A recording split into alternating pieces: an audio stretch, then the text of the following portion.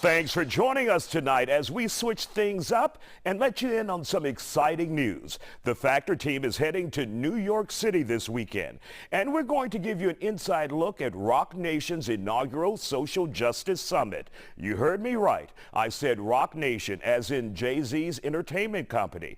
I bet you didn't know he had a philanthropy branch that focuses on criminal justice reform and social justice. This group is the one who teamed up with the NFL to ensure the league got its act together after the Colin Kaepernick mess. Now, if it wasn't for that partnership, you wouldn't have seen that incredible Super Bowl halftime show this past year either. Roc Nation produced that with the goal of promoting black excellence and highlighting the culture. But back to this weekend. In 2019, Team Roc created the United Justice Coalition with the goal of gathering powerful people and using their platforms to promote justice and educate the public about just how broken our criminal justice system really is. So this Saturday, UJC is inviting people from all around the country to come and really immerse themselves in this world of social justice. Now, I realize all of you can't get to New York City,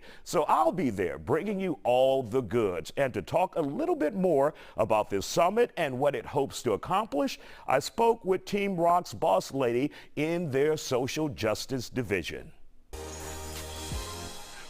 Danya Diaz joins us now, and we're talking about the social justice convention that's kicking off in New York this weekend. First of all, when it comes to social justice in this country, what's the biggest obstacle we're facing in America? Obviously, we've seen a groundswell of people getting involved after the death of George Floyd, who's from Houston.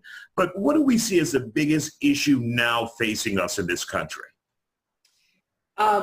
It's an excellent question, because one of the things that we are seeing and we have been seeing is that we want to rebuild a sense of trust in our criminal justice system, for instance. I think that has been broken when we see countless examples of people violating others' rights, in particular when we look at law enforcement and the countless times that we see violence and it's met with impunity. It's something that is certainly of concern to all citizens. We want to live in a country where we can trust our systems, right? Where we can have faith in them when there is what's resounding for us is that there are systemic inequities, there is systemic racism, and there are systems that are built to perpetuate it, and there are systems that need to be reimagined. And that's really kind of what this conference is about, is to educate people on what these systems look like, who are the actors, who are the influencers, how do we come together to have real dialogue, real conversation to push our efforts toward justice and faith in our systems again. Now, Danya, after the death of George Floyd, we saw many elected officials saying that there would be reform from local, state to federal. We even had promises of the George Floyd Policing Act. How do we continue to hold those individuals responsible for the promises that they made, but they have yet to keep to the people of this country? Excellent question again. I think what's really important for us all to really embrace is the fact that we do have power in changing our systems. And that really kind of comes through the voting process, right? And getting educated on the different levels of our justice system. You mentioned local, state, federal. All of these levels are really critical when we're thinking about and we're looking at where the change can be made. That in and of itself, that level of education, I think is critical. It's something that we will be addressing at the conference as well. Like, where can you take action from a political standpoint, but also what are the community organizations that can help you move the needle forward? And so that's actually another aspect of this conference that we are embracing. It is the work of local organizations throughout the country that are really pushing for reforms across the system. Now, when you have this conference this weekend in New York City, what will it look like? What can attendees expect, or those who may catch it streaming? What can they expect from this conference that's put together by Rock Nation and United Justice Coalition? They can expect to listen to be a part of incredible conversations around our criminal justice system from exceptional panelists. We're talking about experts across the field, whether they are educators, whether they are activists, whether they are media personalities, whether they are the stories that are being told by people who have been directly impacted or have lost loved ones. So what you'll see are conversations around decriminalizing mental health, the family matters, how our families on the panel have been able to transform their anger and their pain into advocacy and purpose and change in policy. We'll be talking about conditions of confinement, right? We're looking at our incarcerated neighbors who are really exposed to extreme conditions across our prison systems, inhumane conditions, as we've seen in Parchment, for example. We're looking at transitions in and out of the system, right? Everything from pretrial detention to parole, probation, and reentry and support services. Again, we're going to be looking at other key issues such as wrongful conviction and, bridging the divide. You talked about police accountability from the beginning, but how do we bridge the divide and when we talk about policing in America? So those are some of the incredible conversations that will be happening. And again, we will have representation of about over 40 social justice organizations in the room as well. So a lot of opportunity to learn, to get inspired, to network, and to take action. This is the only place where you can catch coverage of the inaugural Social Justice Summit. It airs Wednesday night at 10:30. Stay with us. Some of the top leaders in criminal justice reform are going to be in the house this weekend in New York City. We're talking about Ben Crump, Charlemagne the God, Yo Gotti. And this isn't my first rodeo. Here on The Factor, we're always looking to give a platform to those who've been wronged by the system. Here's a look back at one of my discussions with the mother of Ahmaud Arbery, a black man gunned down while running in a Georgia neighborhood. And when this case was dormant for 2 months, I think, and no one was arrested, no one did any investigatory work that would bring truth to what actually happened to your son. When you realize they just sat on it for 2 months and did absolutely nothing. Your thoughts about that man? It really makes me angry. But in the midst of that 2 months, I was just sitting and just doing my little investigation that I could, here on the computer. And luckily, I did find out that there was relations between the DA in Ware County where it was assigned with the DA in Glenn County where it was. So I tried to use my time wisely. Oh, so you discovered that? That's right. That's right. And Isiah, I have to emphasize that this family, Miss Cooper and the community of Brunswick, they, before anybody else cared about who Ahmaud Arbery was, they were fighting for his life and fighting for justice for Ahmaud, and they're the reason that it's gotten international attention at this point. Now, we heard initially, and of course, we're glad that the GBI decided to pick up the case and run with it. But one statement stood out from their press conference for me, saying that it had no bearing, the release of the video, the public's reaction had no bearing on them taking action. Lee, your opinion on that. Do you think without public outrage, without seeing that video, do you think we would have seen the next step on a pathway to justice? There is no way without that video being released that we would have seen any semblance of justice in this case. And it was one of the most, and I appreciate that you picked it up in the press conference, because it's almost an attempt to disenfranchise or disempower the community. The community's voice is the reason that the wheels of justice have been greased in South Georgia. Without the community speaking up in that video causing the amount of backlash it did, then this would have been another of many cover-ups by a local police department in coordination with the district attorney's office. And so that is untrue, and it's going to be people's continued voice and continued investment that's going to see this case through a prosecution and a successful result. And tell us a little bit about your son, how special he was to you. Ahmaud was my baby. He was the baby of the family. I had him on Mother's Day of the year of '94. Ahmaud was special. Me and Ahmaud shared a very special bond. I know Ahmaud loved me, and I loved Ahmaud. Ahmaud was humble, he was caring, he was kind. I mean, Ahmaud loved life. And as we know now, all three men involved in this case were found guilty.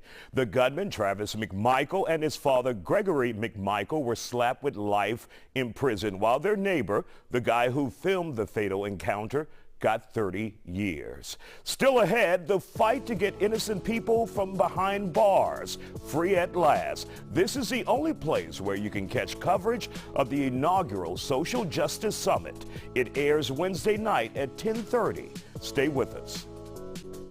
And welcome back. If you're just joining us, we're talking about criminal justice reform. And I spilled the beans that we're taking the Factor on the road this weekend and heading to New York City to be in the mix for the first ever social justice convention being held by the United Justice Coalition, which is a part of Jay-Z's entertainment company, Roc Nation. Here in Texas, the group always fighting the good fight is the Texas Innocence Project.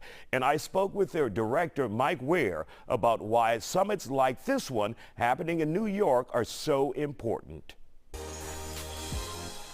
Now, when it comes to the Innocence Project, how important is that program to this country and those who are behind bars? Well, I think Innocence Project of Texas, and of course the Innocence Projects across this country, are extremely important. And let me say, thank you for having me. We appreciate very much having this opportunity to speak to these issues on your show. But they're extremely important, obviously, to the innocent people who've been wrongfully convicted. And I think in Texas alone, if you run the numbers, there's probably 5,000 completely innocent people sitting in Texas prisons right now that need to be identified and exonerated. Now, you know, the successes that we have had, I think, are also extremely important in that the stories behind them change the narrative to what the criminal justice system really is.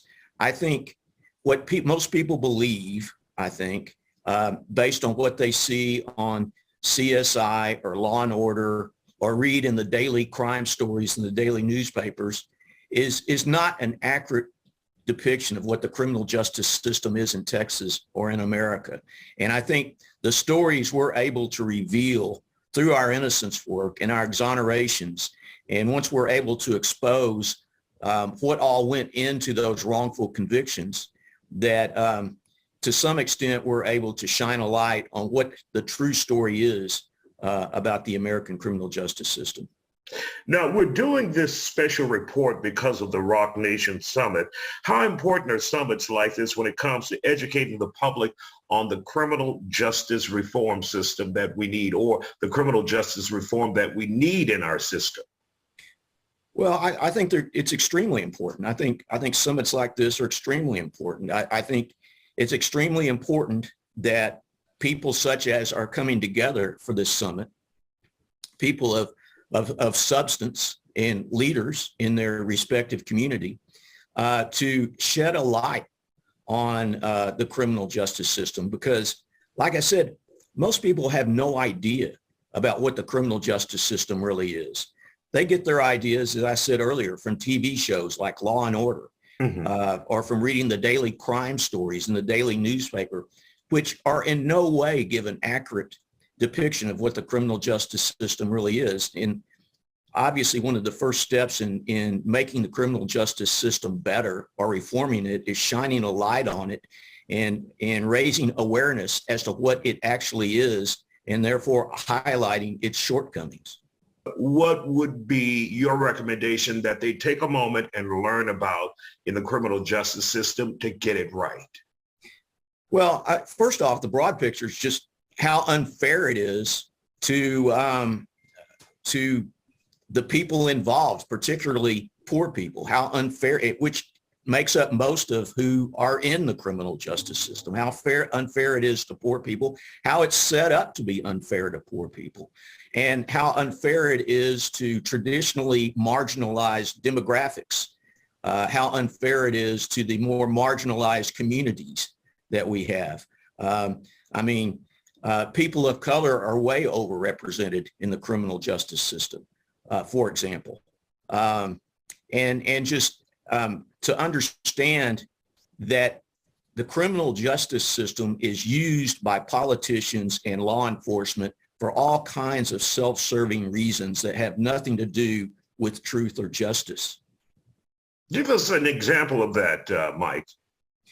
Well, take for example the scare and the war on crime that was that's perpetually generated by politicians, but sort of began back in, say, the 60s, about how we have a war going on and we need to militarize our police. You know, as a politician, you need to elect me because I'm tough on crime. You need to be scared of these people I'm telling you to be scared of, and I will protect you from these people by these draconian policies that I, as a politician, will enact. And that works. Scaring people works. And the politicians were able to misrepresent the reality and the facts, you know, for their own political use.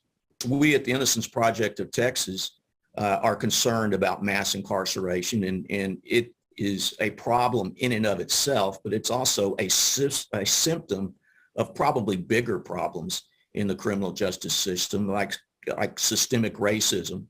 But, you know, mass incarceration is a huge problem. And of course, we address it, as I kind of like to say, we address mass incarceration one innocent person at a time.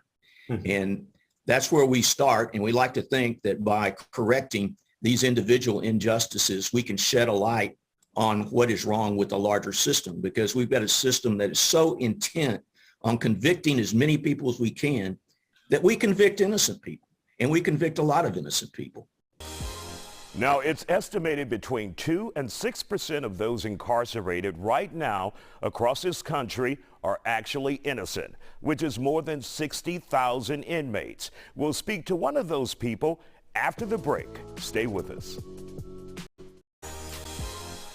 Wrongful convictions are a daily problem in this country, and until we get a grip on it, groups like the Texas Innocence Project are sometimes the only hope these people have, like Lydell Grant, who sat in Texas prison for more than 9 years for a murder he did not commit. The group worked with him for years and finally got him out back in 2019. And just hours after being released, guess where he was?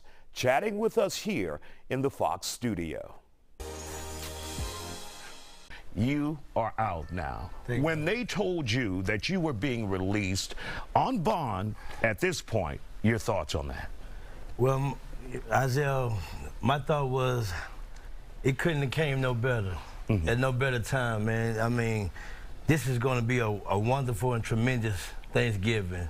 I'm still trying to fathom being released. It hasn't hit me yet, but I just thank God. Most of all, I just thank God, man. And when did you get the word, and what was that like when your attorneys or maybe the deputies or bailiffs told you you were going to be released?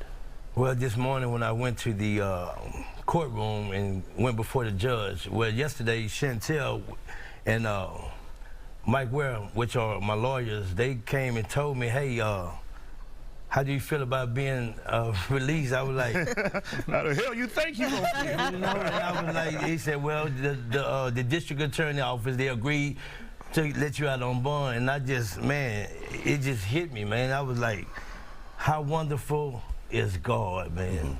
I knew for a fact that I didn't do it, but they locked me up. First degree murder, man, out of nowhere. and it was all over the news labeling me as a murderer.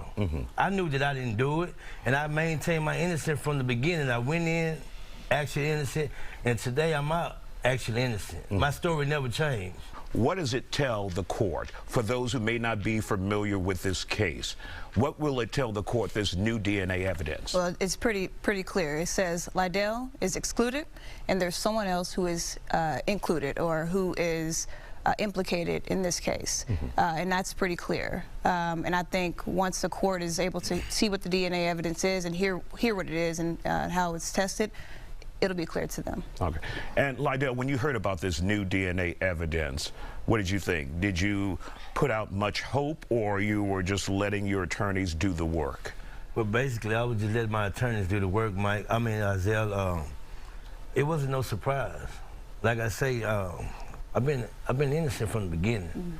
And everything that the prosecutor did, man, was violations based on lies, violation of procedures, and they just really was trying to cover up the book, not knowing that I was gonna go down there and fight. I had no choice but to fight. And I wrote out to everybody that I could. And the Innocent Project of Texas, they reached back to me, man. They was very much convinced, and it raised their eyebrow and said, hey, we need to look into this case right here. And that's what they did.